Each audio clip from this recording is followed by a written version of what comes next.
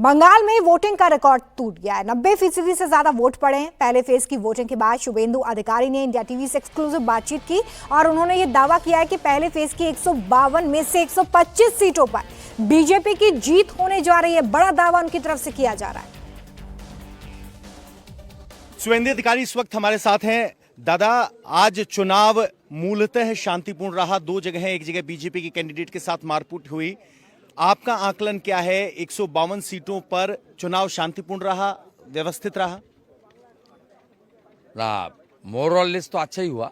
और पिछले जो हमारी एक्सपीरियंस है बंगाल की, जो 2021, 2024, उससे इस बार तो बहुत अच्छा आया।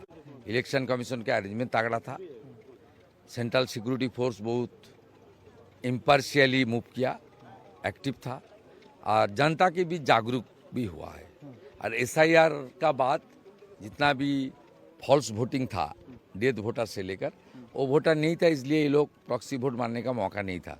और 2 चरण का भी काम में आया, नहीं तो 7 चरण 8 चरण में ये लोग जिस तरीके से कुछ खासतर एरिया से आदमी उठा के वोट डालता था, इस बार वो मौका नहीं मिला।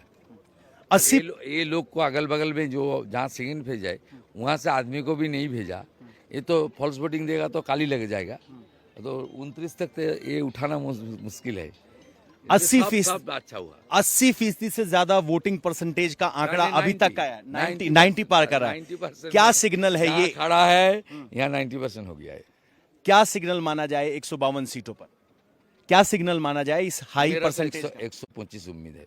125 सीटें आउट ऑफ 152। मुस्लिम वोटर्स में कंसोलिडेशन दिखा। रेजीनगर में हुमायूं कबीर को दौड़ाया गया। बहरामपुर में भी कोई विभाजन नहीं दिखाई दिया। मुस्लिम कंसोलिडेटेड दिखाई दिए। क्या सनातनी वोटर भी आपके लिए कंसोलिडेटेड हैं? हाई कंसोलिडेशन ऑफ सनातनी वोटर। मुस्लिम कंसोलिडेशन तो 2021 में 91% हुआ था। 2024 में बीजेपी आ जाएगा, 400 सीट होगा, हिंदू राष्ट्र बनेगा।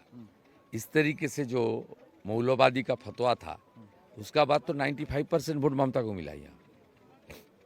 इसलिए तो अदित चौधरी भी हार गया। गुजरात से यूसुफ पठान भी जीत गया था।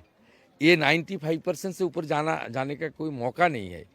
वो 5%, 7% तो गिरेगा।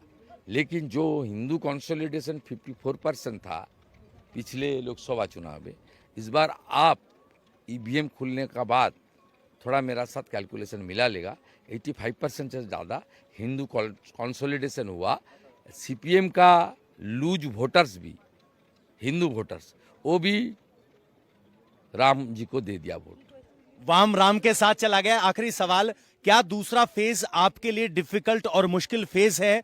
ये पहला फेज आपके लिए करो या मरो था? मुश्किल नहीं है। गुंडा को रोकना पड़ेगा, खास करके कलकत्ता और साउथ 24 परगना और नॉर्थ 24 परगना के एक हिस्सा बसीरहाट जोन में गुंडा लोग को रोकना चाहिए, जिस तरीके से आज हुआ। और भी बहुत मजबूती का साथ बीजेपी गुंडा को रोकने के काम करेगा।